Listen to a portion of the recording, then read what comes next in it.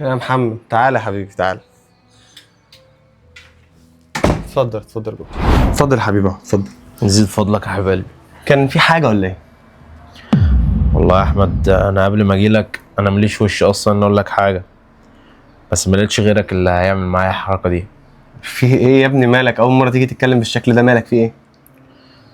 والدتي تعبت فجاه ومحتاجه عمليه تمنها 25,000 جنيه، وانا معيش غير 20,000 بس. وقفت معايا على 5000 جنيه، وانت الوحيد اللي ممكن تسلفني المبلغ ده.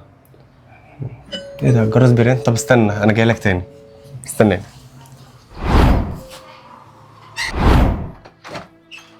ايه يا عمده؟ حبيبي اخبارك؟ بالله على الجوع. اتفضل يا عمده. ده محمد صاحبي، شايف حكيت لك عنه قبل كده ولا لا؟ اتشرفت بك يا غالي. على راسي حبيبي. طب بص يا احمد، يعني هبقى اجي لك وقت تاني. خلاص ماشي يا حبيبي، وانا لو هقدر على حاجه هتلاقيني ببعت لك على الانستا بيه على طول. مفيش مشاكل يا احمد. حبيبي خلي بالك من نفسك حبيبي. ماشي يا غالي. حبيبي. ماشي، السلام عليكم.